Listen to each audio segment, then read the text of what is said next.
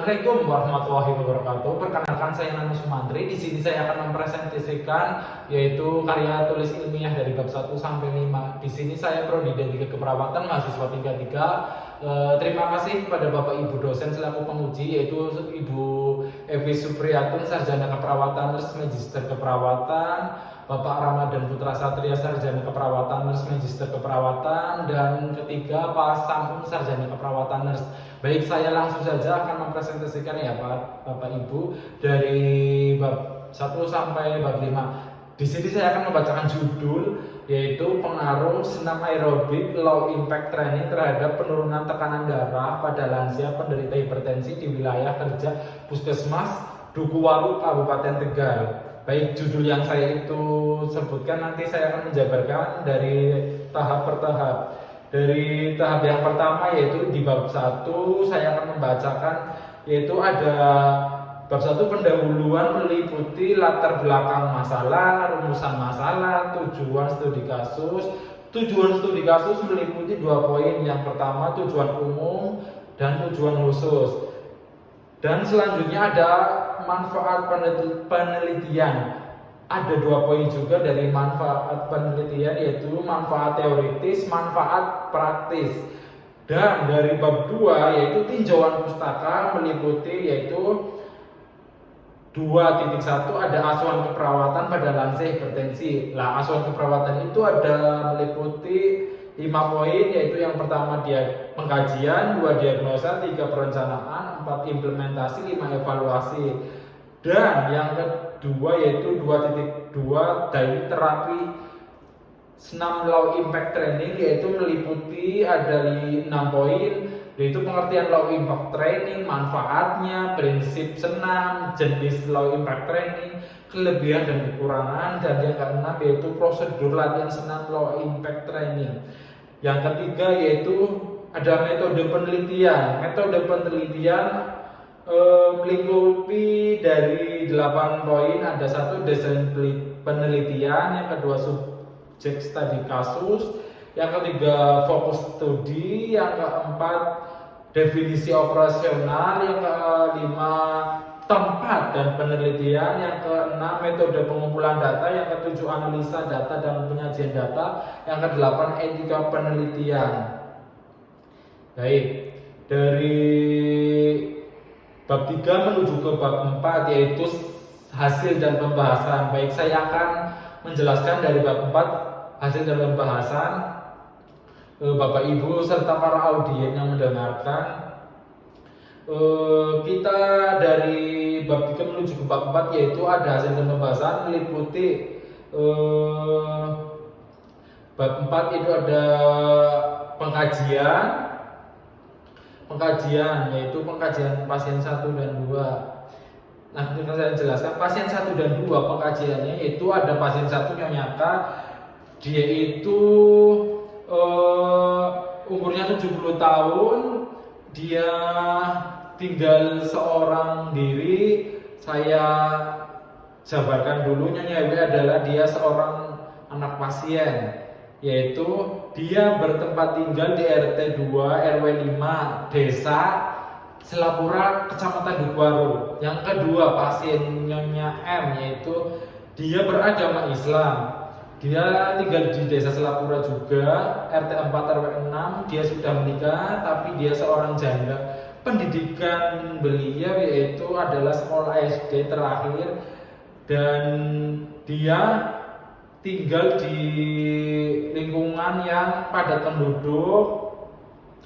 Dia yang bertanggung jawab adalah Nyonya A sebagai ponakan. Baik, dari identitas atau pengkajian dari 2 pasien saya akan menjabarkan ke bawahnya, yaitu riwayat penyakit yang sekarang dialami pasien.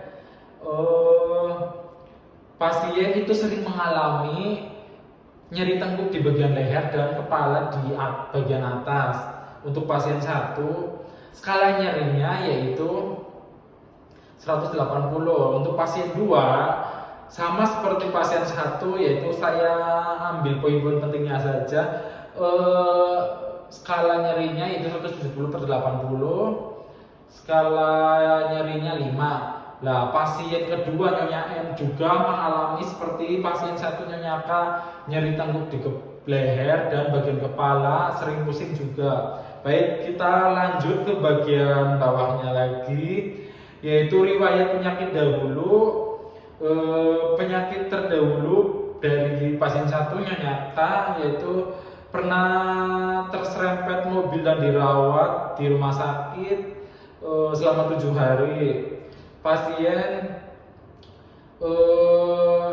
selama 5 hari itu dari asam uratnya ada pemeriksaannya 8 mg atau DL. Dari riwayat keluarganya tidak ada yang mengalami penyakit seperti pasien 1 atau Nyonya K. Dari pasien 2 Nyonya M, pasien trauma dengan jarum suntik.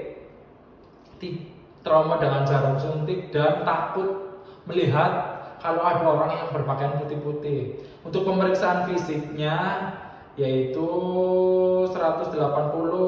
Baik, untuk kita ke analisa datanya yaitu langsung ke analisa data. Menuju ke analisa data yaitu pasien 1, kita lihat dari data objektifnya pasien itu sering nyeri tengkuk dan nyeri kepala, pusing di bagian atas. Untuk subjektifnya pasien merasakan nyeri di bagian kepala dan tengkuk leher, tanda vitalnya 180/80. Untuk pasien 2 kita ambil poin-poin pentingnya saja. Nyonya M yaitu pasien juga sering mengalami nyeri tengkuk dan kepala, sering pusing, dan dari data objektifnya pasien sering menyatakan nyeri dan nyeri di kepala, pusing juga, tanda-tanda vitalnya 180/80 mmHg. Baik, kita melangkah ke bawah juga, kita ambil dari analisa menuju ke diagnosa. Diagnosa yang saya ambil dari 2 pasien tersebut yaitu sama, mempunyai satu kesamaan diagnosa yaitu gangguan perfusi cerebral terhubungan dengan peningkatan intrakranial. Baik, kita menuju ke intervensi dari pasien 1 dan 2. Diagnosanya yaitu kita ambil notnya dari kriteria hasil yang dilakukan selama 3 kali pertemuan, 3 kali kunjungan selama 30 menit. Untuk notnya berharap tekanan darahnya itu di atas dalam batas normal. Terus saya melakukan tindakan terapi senam. Lalu setelah tindakan kita evaluasi dari skala nyeri dan tanda-tanda vital. Untuk pasien 1 kita menuju ke pasien 2. Dari intervensinya sama seperti pasien 1, kita lakukan tindakan selama 3 hari kunjungan selama 30 menit dengan indikator yaitu berharap tekanan darahnya itu normal. Terus kita lakukan pengecekan tanda-tanda vital sebelum melakukan terapi. Kita lakukan terapi langsung, kita evaluasi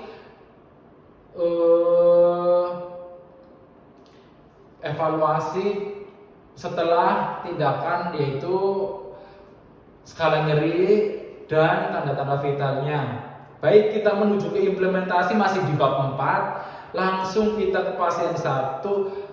Pada saat kunjungan hari pertama, pasien sebelum dilakukan itu tensinya 180/80 mmHg. Kita lakukan tindakan terapi aerobik low impact. Kita evaluasi skalanya masih 6 dan tanda-tanda vitalnya turun dari 180 ke 178/80 mmHg. Kita menuju ke hari kedua, masih pasien 1 yaitu kita kaji, evaluasi, cek dulu ternyata pasiennya ada masih dengan sama seperti hari 1, 170/80 mmHg. Kita lakukan tindakan terapi senam, kita evaluasi skalanya yaitu menjadi 4, skala nyerinya kita TTV lagi, evaluasi dari 170 ke bawah turun menjadi 160/80 mmHg.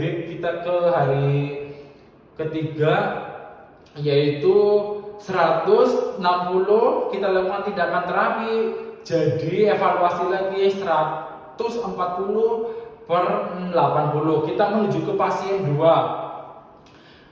Pasien 2 yaitu tekanan darahnya waktu hari pertama 170/80, kita tindakan terapi, kita cek lagi skala nyerinya menjadi masih 5, TTV-nya turun menjadi 160/80, kita menuju ke hari kedua yaitu masih pasien 2, kita cek lagi 160. Sebelum tindakan kita lakukan terapi, kita cek evaluasi lagi masih sama yaitu 160/60, kita menuju ke hari ketiga yaitu masih sama seperti hari kedua, TTV-nya dari 160, kita lakukan terapi lagi, tindakan terenamnya kita evaluasi lagi, skala nyerinya menjadi 3, terus TTV-nya turun menjadi dari 170 ke hari ketiga 130/80 mmHg. Baik, kita langsung ke pembahasan. Dari teori yang saya ambil yaitu hasil karya tulis ilmiahnya dari Pak Susanto 2016, gerakan merupakan senam aerobik. Low impact itu gerakan yang ringan, tidak lompat-lompat, ada gerakan tambahan kaki dan kanan itu naik ke atas. Ini bertujuan untuk menurunkan tekanan darah dan baik juga untuk penderita serangan jantung ataupun hipertensi. Itu untuk teori dari pembahasan, yaitu yang kedua saya menuju ke implementasinya dari 2 pasien, yaitu kita ambil titik poinnya aja dari hasil evaluasi yang ketiga dari 2 pasien, ada penurunan yaitu dari pasien 1 180 turun menjadi 140/80 mmHg. Dari pasien 2 Nyonya M 170/80 turun menjadi 130/80 mmHg. Kita sudah implementasi, kita poin yang ketiga hasilnya. Hasil dari 2 pasien tersebut yaitu ada peningkatan yang drastis, berarti terapi yang saya lakukan itu ada perubahan dari 2 pasien, yaitu penerapannya sangat bagus karena ada penurunan dengan skala yang drastis dari selama 3 hari berturut-turut, 3 kali pertemuan. Dari proses tersebut durasinya 30 menit, dilakukan selama 3 minggu 3 kali. Keterbatasannya dari pasien 1 dan 2, pasien 1 sering mengalami kelelahan pusing, kadang dia tidak mau diajak senam. Dari pasien 2, kadang dia sering mengeluh juga, tidak bisa berlama-lama untuk senam atau berdiri. Karena apa? Nyeri tengkuknya semakin bertambah kalau beraktivitas terlalu lama. Dari itu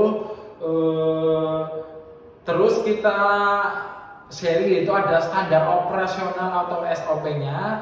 SOP-nya saya sudah jelaskan dari sekian banyaknya SOP. Terus respon pasien pun bagus, ada peningkatan, penurunan, yaitu dari tadi yang sudah saya sebutkan 180 untuk pasien 1 turun dari 180 menuju 140, yang kedua 170 turun jadi 130. Baik, untuk bab 5 saya ambil kesimpulannya, terapi ini itu terapi yang sangat efektif dan ringan, tidak bisa dilakukan bisa baik dari anak kecil, orang tua dan dewasa. Gerakannya pun mudah dan simpel, bermanfaat bagi siapa saja. Baik, untuk poin yang kedua dari kesimpulannya, implementasinya, yaitu pasien sudah saya jelaskan tadi, pasien 1 Nyonya K 180/80 mengalami penurunan selama efektivitas 3 hari 3 kali pertemuan. Pasien 2 efektif juga, yaitu dari 170/80 selama 3 hari itu ada penurunan dari 170 menuju 130/80 mmHg. Baik, kita hasil yang diterapkan yaitu dari tanggal 22 sampai 24 Januari 2022 dari 2 pasien itu menjadi kategori ringan, dan dari kategori sedang menjadi kategori ringan dari skala nyerinya juga. Dari mulai jam 10 sampai jam 11.30 atau waktu Indonesia Barat. Baik, kita masih bab 5. Dari kesimpulan kita menuju poin 2 ke saran. Saran bagi saya yaitu ada 4 poin untuk saran atau untuk yang lain. Sarannya bagi pasien yaitu selalu menjaga kesehatan, kebersihan, pola makan untuk jauh dari penyakit sistem kardiovaskular atau hipertensi. Bagi perawat, petugas kesehatan atau perawat selalu melakukan tindakan asuhan keperawatan kepada penyakit hipertensi kepada lansia dengan masalah nyeri atau menekan pada kenyamanan sehingga pelaksanaannya komprehensif. Untuk saran yang ketiga bagi puskesmas, petugas puskesmas atau tenaga kesehatan lain selalu melakukan kunjungan kepada penderita hipertensi lansia, dicek satu persatu rumahnya agar terrealisasi program kesehatan yang bagus, agar penyakit tekanan darah tinggi itu bisa terrealisasi penyakitnya dan angkanya semakin menurun terhadap lansia. Untuk bagi institusi pendidikan, poin yang keempat yaitu Bapak Ibu atau dosen, tenaga pengajar, serta institusi agar selalu sabar, selalu membimbing karya tulis ilmiah terhadap mahasiswanya. Baik, sudah saya jelaskan poin dari bab 1 sampai bab 5 ya.